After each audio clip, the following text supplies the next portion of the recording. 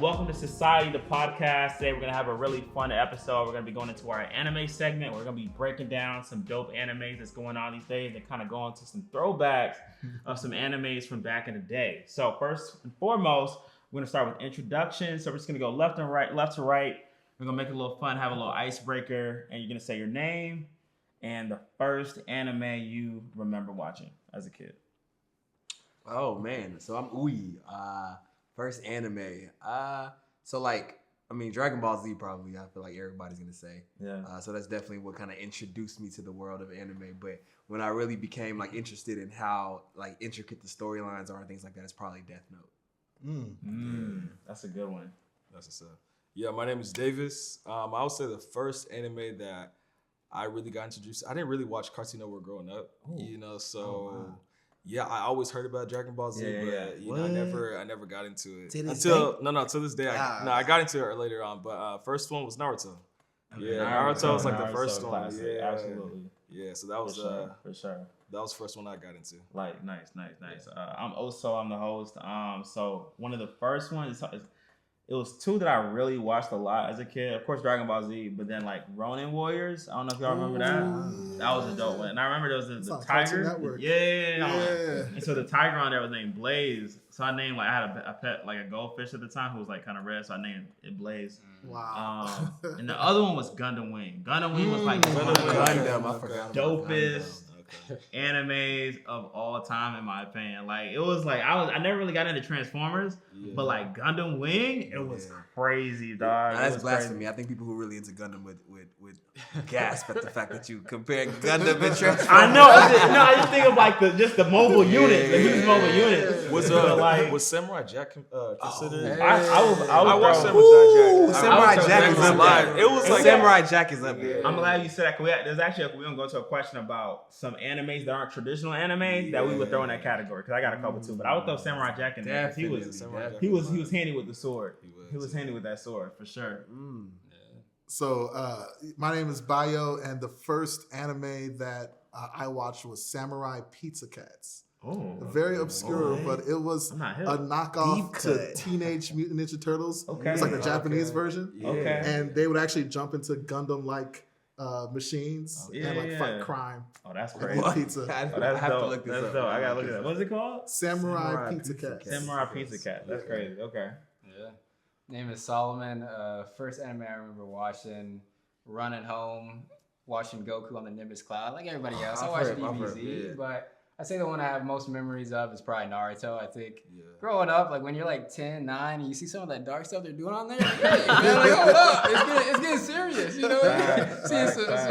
Exactly. So I'd say that one I can rewatch, and it's very sentimental when you look back on it. Like, man, like it's been 15 years since this aired. Yo, that's wild. I'm getting old. And that's why I can't catch up. It's so many, the Naruto's, man. There's so many episodes when the people are like, man, I haven't watched Naruto. It's like, dog, it's a hard to get in it, dog. We didn't even talk about One Piece. One Piece too. One Piece really good. 1,000+ episodes deep. It's a whole way of life. Man. It's hard.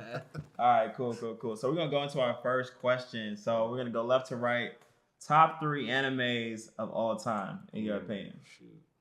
Top 3. Of all time. To you. To Whatever you think, you know. All right. Samurai Turtles. So this is to me. To me. All right. Best storyline, I think.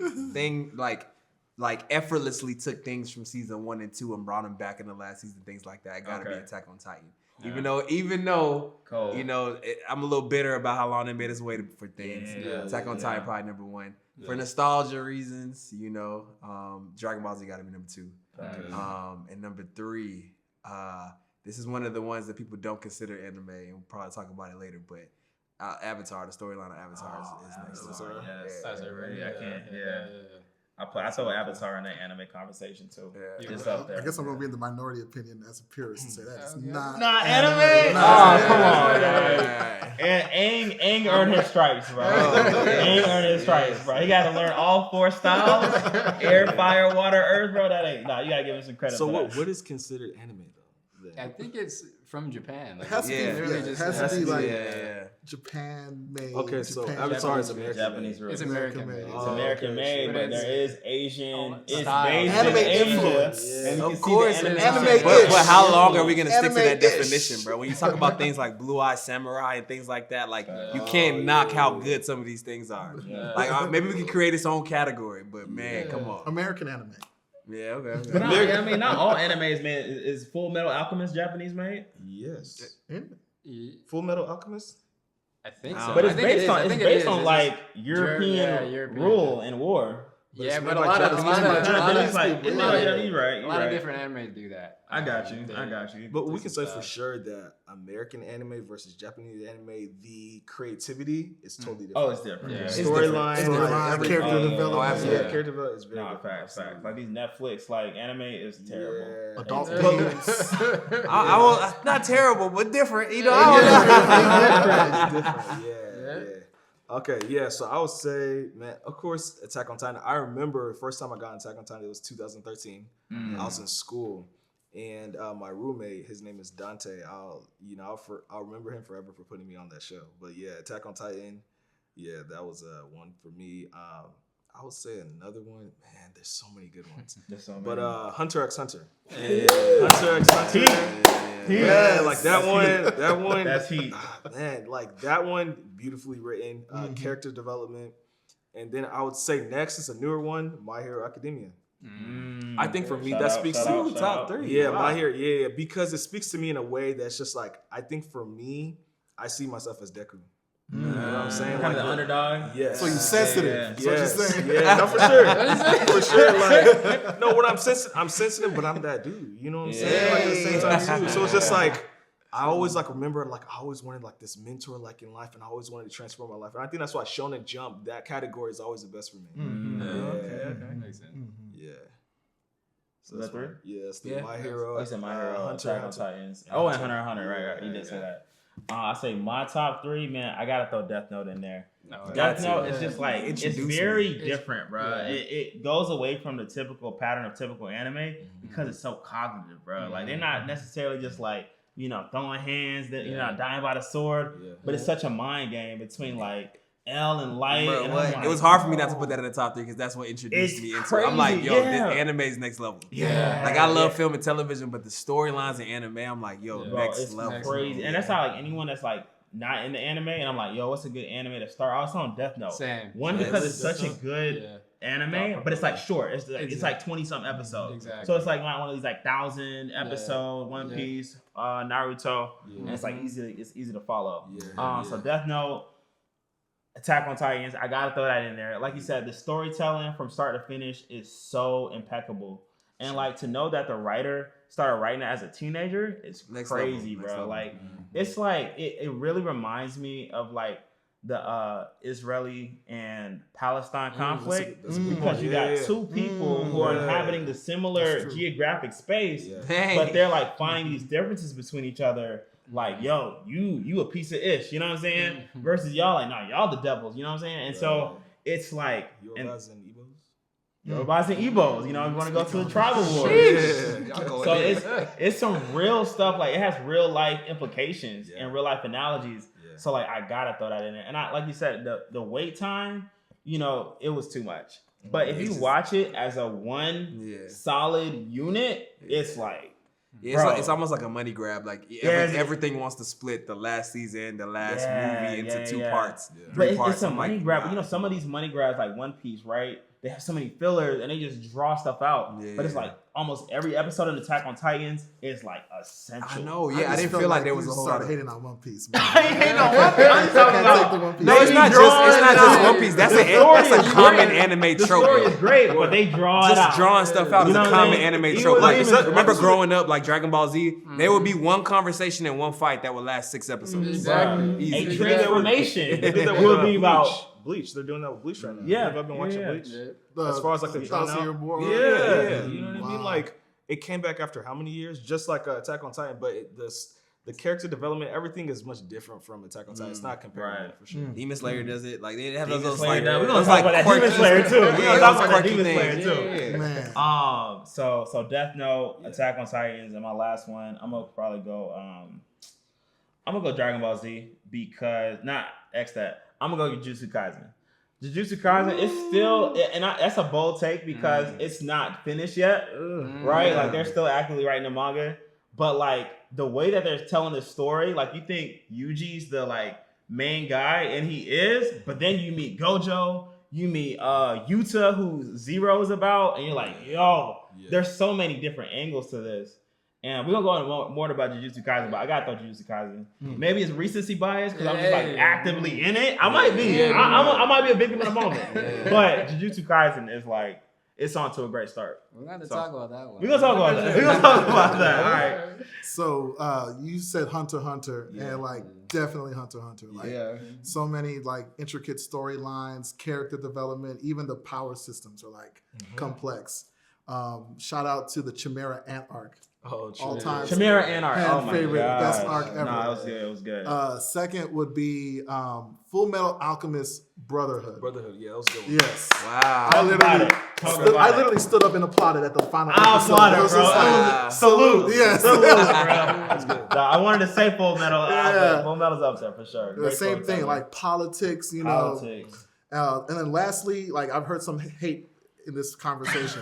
But One Piece. It's still going. I haven't tapped in, but people love the Netflix remake. People say it's too long, but that's the point, right? It's a lifestyle. It's a journey. Like just come on board and meet your little pirate. What about friends? for me who wants to binge? I can't catch up. It's impossible. You can't have a life and then catch up with One Piece. I've been binging for 4 years, bro. It is a lifestyle. Your whole life. Yeah. Your whole life. It's your whole life. Facts. Absolutely. Because that was 3, right? Yeah, that was there. Yeah. I like a lot of what I'm hearing right now. I'd say Attack on Titan for me, just storytelling wise, like rolling off that 3rd season, I had to read the manga, I had to read exactly what's going on, and then to see, sorry, spoilers if you haven't watched it, but what Eren infiltrating the different countries, stuff like that, I think that was crazy. Connection, the subtleties that they had was just amazing. And even with the ending that we talked about, I think it's still like, I haven't seen something like it in drama, like American shows, anything like it before. Right. Number 2, I'm gonna go a little bit different. I got a roll in top 3. I don't have anything set, but Cowboy Bebop is like the opposite for me. Where it's like it's very subtle storytelling. Like for like 20 episodes, you don't know what's happening until they drop. They drop a lot of this stuff. Okay. And I think it just is great. Classic they lean on the characters. They let them show out, and I feel like not a lot of animes do that in a very mature way a lot of the times. And I think Cowboy Bebop did that and did it successfully. I think the third one... Cowboy Bebop's another Netflix casualty, by the way, too. That's true. Another one that they tried to remake. I didn't even watch the remake. They did it to Death Note. Remember Death Live Note? action.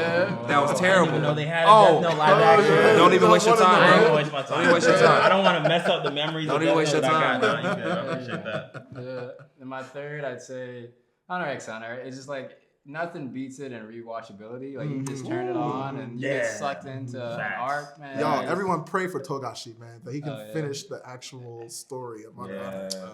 There's a lot. There's a lot still to be desired for sure. Next level. All right, nice. So now we're gonna talk about Demon Slayer. So first of all, Demon Slayer is a hot anime out right now. They recently released a movie, the Training Arc movie. A few of us went to go see it. I didn't go. But what are y'all thoughts? What are y'all thoughts on the Demon Slayer movie, the Training Arc? You know, so what y'all think? Did it feel like filler? It was filler. It was a filler. It was literally watching the episodes of the anime show, you know, at the movie theater. And then the last 15-30 minutes was, you know what I mean, just him sleeping in bed and arguing with his friends. Right. That's really what it was. And talking about what they gonna do. Yeah. we gonna train. Y'all ain't gonna see it, but we gonna train. Tune in next time.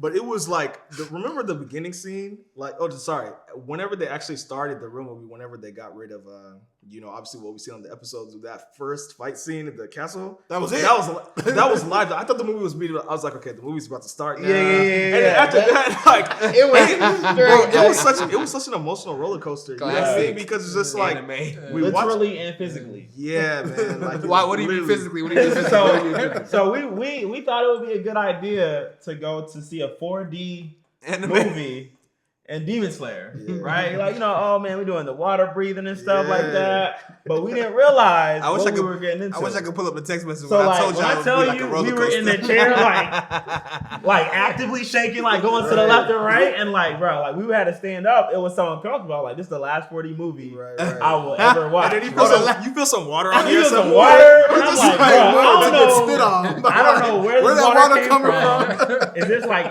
used toilet water? Is this Texas water dirty anyway? So I'm like, I really don't want y'all. And then someone poking you in the back. Yeah, somebody's like giving you like a very uncomfortable massage, and then like doing the punches. I'm like, I'm good. I couldn't even enjoy my meal, bro. I'm like, I'm losing popcorn. I'm like, pay for this? Like, yeah, it was crazy. But it was very much a filler, though. Like David said, like the part where the two Hashira were in there, the Wind Hashira and the Snake Hashira were like, getting active. That was live. Right. But that lasted all of like 5 minutes. They didn't even fight real villains. Those are all like fodder villains. Yeah. And they kind of teased like, where we're going, but it was just kind of like, it was very much an emotional letdown for sure. I mean, would it be anime without filler though? Not as a movie. He said not as a movie? Fillers are cool as episodes, but when you pay a movie and go to a movie theater, you're not expecting filler. Trying to watch we 30 should have minutes learned our lesson with Mugen Train arc. But Mugen Train, what you mean? Mugen Train was fire. All I'm saying is they had it as a movie, and then the new season comes out, and it's the movie being played out. Yeah, we knew that was gonna happen. But I mean, Mugen Train, movie first. Mugen Train was lit though. They gave us a movie first, so the movie was new. It was lit. Then we saw the, and then we saw the season, and it was like, this is the movie. Through it, But that was cool because I'd already seen the movie. So next time, I'm just gonna wait for the season to drop. Facts. That's all I'm saying. Facts. It's May, right? May 12th or something, I think. May 12th, yeah. But I'm kind of curious how they're gonna do it because like no spoilers, but like.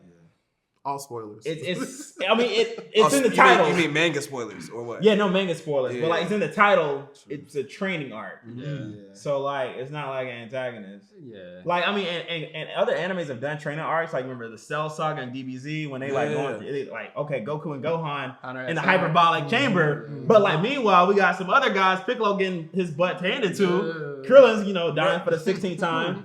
While we trying to buy time for Gohan and Goku. That's a good comparison. But it's like this one, I don't know how they're gonna make it like an antagonist because it's just training. Yeah. Maybe the antagonist is within.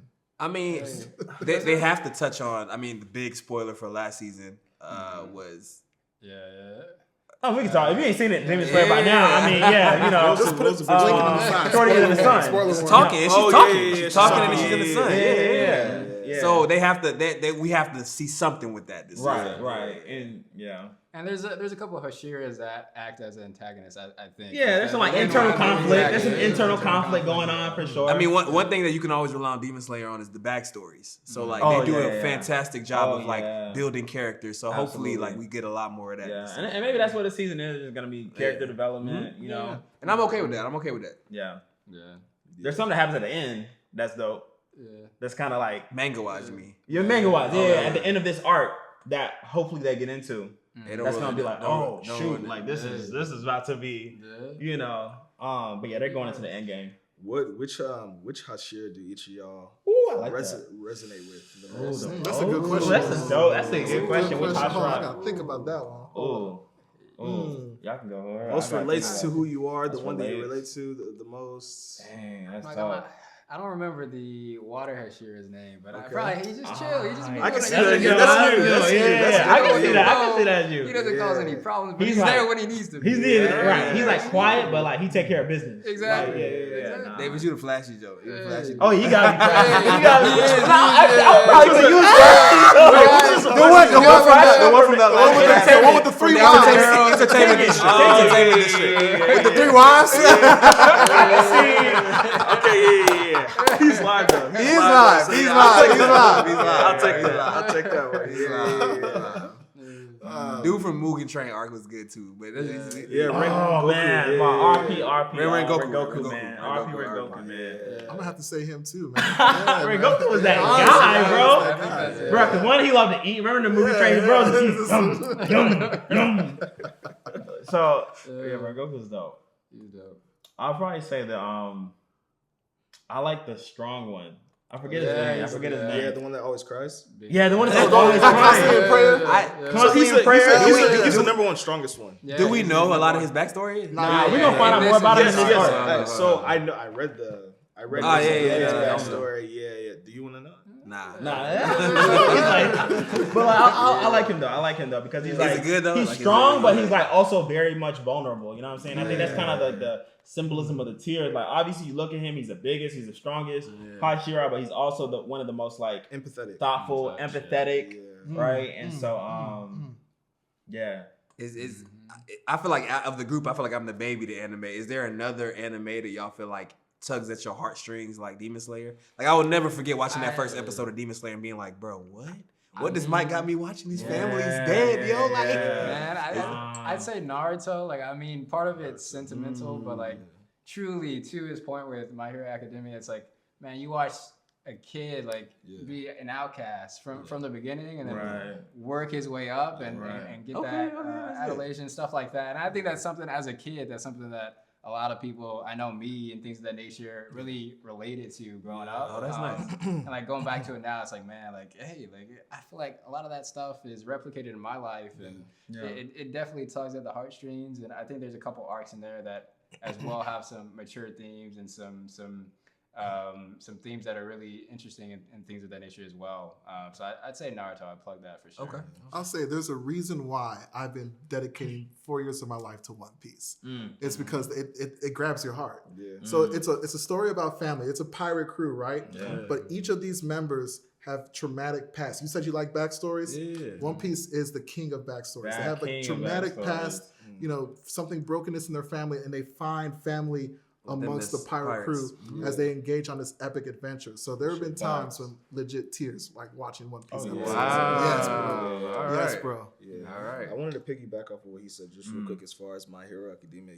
So in My Hero Academia, I'm sure there's a lot of people that watch it, but it's so relatable to life. Everybody has a quirk. Everybody has. Some people are quirkless, right? In the show, some people have quirks, and I feel like the people that are quirkless in real life today are the people that feel like they don't have any significance in this world. You know what I'm saying? And whether it be like from, grade school, whether it be like sports or whatever it may be.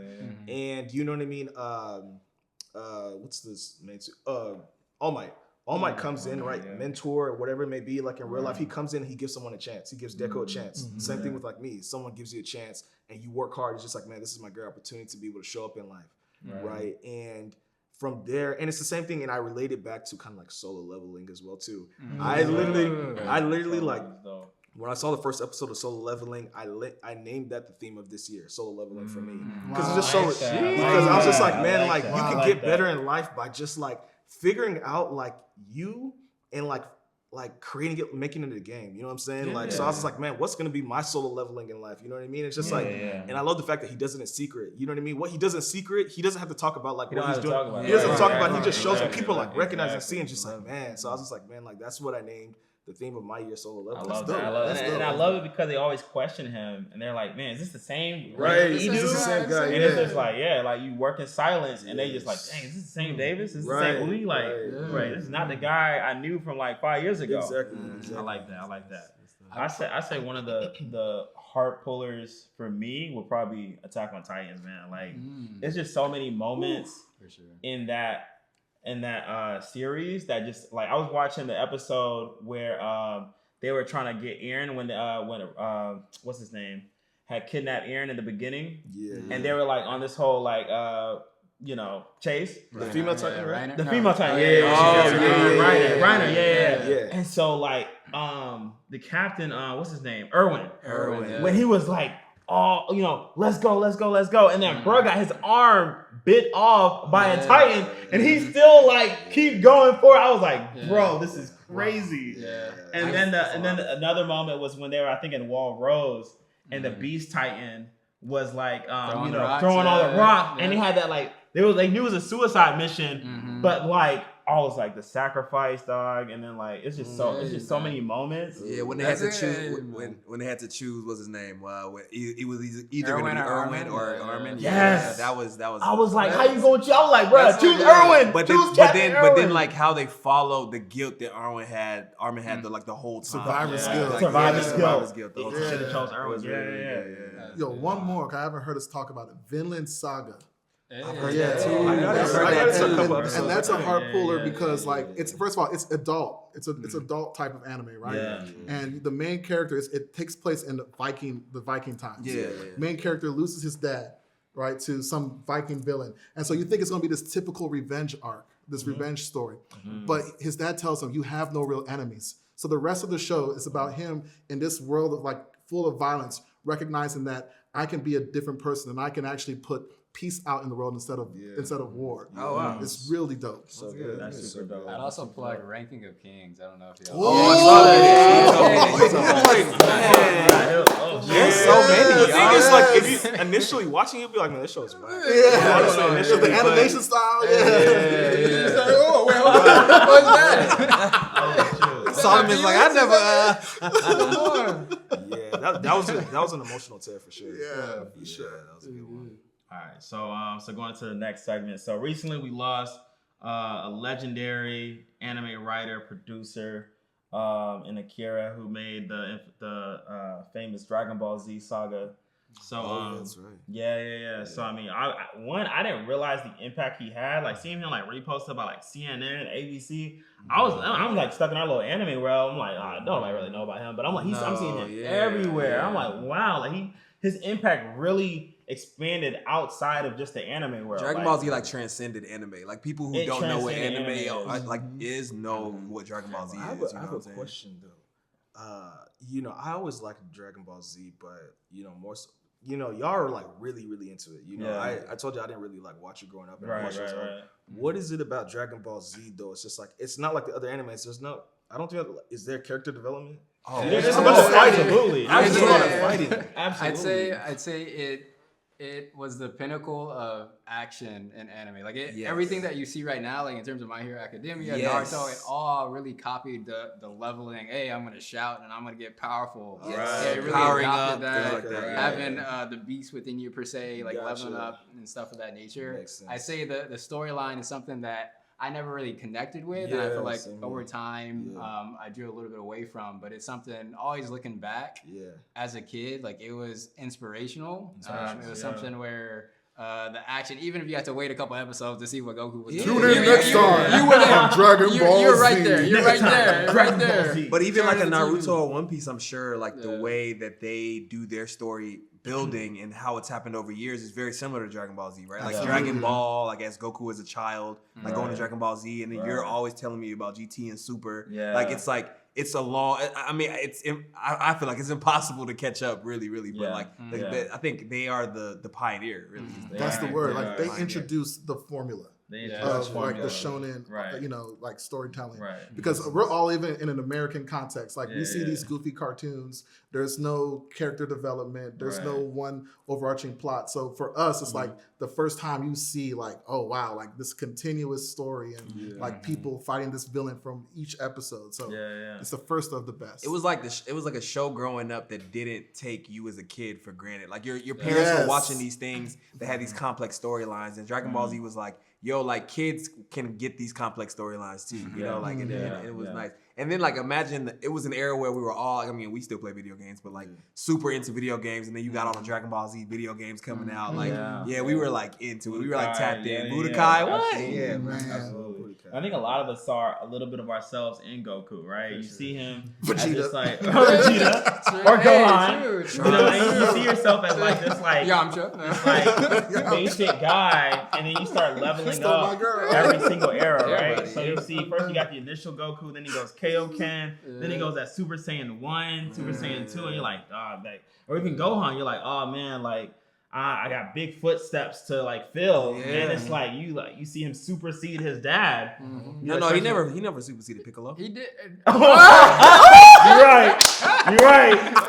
Piccolo was the real Gohan. Hey, look, man. Shout out to Piccolo, dad of the year. Dad of the year. Was Ultra Instinct the pinnacle of his power, or is there something At this point? So, At this point, yeah. Ultra Instinct is higher than God. There's like a God. Yeah, it's like God, then it's Ultra Instinct. Yeah. I will say they got a little crazy with the power level scales after they kind of got into Super. No, I think it's because like they wanted to deviate from like Super Saiyan. They were like Super Saiyan is like let's end this saga and like create this whole new. So you feel like Ultra Instinct is OD? Not that it's OD. It's hard. Go ahead. I will say that Ultra Instinct is cool. I think everything they did after Dragon Ball Z, fantastic. But Super Saiyan 3 is like all time, probably like the most, the coolest power up I've ever seen in any anime ever. Even though it took about 10 episodes. Just standing there shouting. Yeah. Man losing his eyebrows. I was like, Brent, why you have to lose his eyebrows? I was like, I guess he grew so much hair. He's like, we got to lose his eyebrows, bro. I was like, that's random. I was like...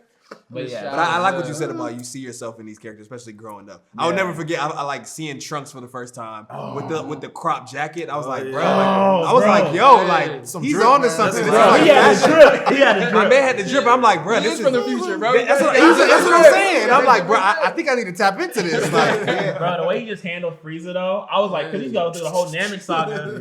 Frieza go through about 4 transformations, and Goku like just trying to hang. He like killed Krillin for the 16th time. Vegeta go down, and then you see Trunks just come in, King Cold, done. Frieza, done. I'm like, yo, crazy. It is different. Crazy. So speaking of DBZ, man, we're gonna talk about what are y'all's favorite DBZ arcs. You got Frieza, Cell. Hands down. Oh, actually, I like Boo. The Boo arc is amazing. Okay, tell me about the Boo. Why you like Boo so much? Man, just the absorption. I think that was like wow. Like I feel like how I felt with Game of Thrones and like that nobody was safe in Game of Thrones is how I felt during the Boo saga. Actually, Cell and Boo, they're neck and neck. Cell is like gonna always hold a place in like all of our hearts. But like when Cell was absorbing folks, like I think you were like, yo, I think nobody's safe. Like nobody. I think there's something special about I think when a show can like kill off like a loved character and then just still bring him right back. I say Boo too because so many character arcs came to fruition in that, in the sense of one, you had Vegeta, who had the Majin Buu era, where he got to actually beat up on Goku. Like everybody's just saying, like, hey, like when is Vegeta gonna get his time? The Majin Vegeta versus Goku was one of the best fighting scenes of the series. Exactly. And then like I think he's just a unique villain. Like he's just straight up. Like he's just cool. He had like 4 different power-up levels and things of that nature. The fat Boo wasn't that cool though. You don't like him like that? Nah, he was not cool. He was eating people. I didn't care for Skinny Boo. For real? I didn't care for Skinny Boo. I thought really? Skinny Tone? Yeah. Oh, he was kind of iffy. Go on, handle him though. But then we also got the fusion. Like after that, it was like, hey, we got I like my Boo skinny and fat. Yeah. Go ahead. Saiyan arc. The Saiyan arc, and only because it's the first. You know what I'm saying? Like again, like before even watching DBZ, you don't get to see those types of stories, and all of a sudden you're seeing all your favorite love characters from the Dragon Ball, like Tenon, Yamcha, getting bodied, right? And you're just like, what is going on? And then here comes Vegeta, and like he's just like evil incarnate. You know, so just seeing that for the first time as a child was just mind blowing. Was dope, and it gave a backstory because it's like, okay, we talked about Goku and Dragon Ball, but now it's like, oh, he came from a whole planet. They're like, you my brother? I didn't know I had a brother. Raditz. And then you see Vegeta, Nappa, they give all this backstory. Vegeta was a prince, his dad, blah, blah, blah, blah, blah. And then he got the, like story building. Like story building. Like as a kid, you're like, yo. True. Yeah, I would have to say Frieza Saga though. Frieza Saga was just epic in my opinion, man. Because first, you know, they get to Namek, you meet the Namekians, you see where Piccolo comes from, who they introduced in the Saiyan Saga. And then you got the Ginyu Force. Oh, that was just crazy. Like the way they milked they were a little corny. Because like they were corny. So it dance right. But you see, you got Goku who's not there yet, and like Vegeta, he's kind of like good guy, bad guy, kind of. Krillin, Gohan are there, young Gohan, and so they're trying to like deal with Frieza, but like this Frieza got a squad. And so then in that moment that Goku just lands on Namek, you know what I'm saying? He's out we always use the that meme with Goku in the little water chamber getting ready. Like, okay, a lot of us like we use that like, oh, I'm loaded. I'm in construction right now. And then when he get there, you just see, oh, Goku powered up. Like he back. And then that first Super Saiyan transformation, dog. Like the music, like one thing, Dragon Ball Z did a great job of like music entrance into transformations. But that Super Saiyan Goku was incredible with the burning lava filled Namek. They done destroyed the whole planet and it's just Goku and Frieza just going at it in full form. Like it was crazy. And you see even after everything that Frieza's done, destroyed his planet, you see Goku still have mercy on him at the end. And that was kind of Goku's like always Achilles heel because he'd have mercy to a fault and then they would still betray him again. You know what I mean? And so, but that was dope. That was dope. I love the Frieza art. Yeah. I think because with Cell Android too. The androids go hand in Android. hand. That's what I'm saying. That's why Cell Android kind of feeds into that. Yeah. How do y'all feel about Dragon Ball GT though? Like, didn't care for it. I didn't care for it. I didn't care for it. I watched it. Super Saiyan 4 was low key live. It was live. It was live. Which arc was the one with what's his name, Jiren? Oh, that was Super. That's the one that I like. That's when I first that was one of my first. That's when they first introduced Ultra Instinct. They ate on the power tournament where they introduced the different universes because like you see different Saiyans from different universes. You see Jiren, and then you see like Lord Beerus and all that. Gold Frieza. Gold Frieza. And I love how they brought Android 17 back and made him a good guy. He was like really good. Like he was handling, he was part of the main thing. Peace.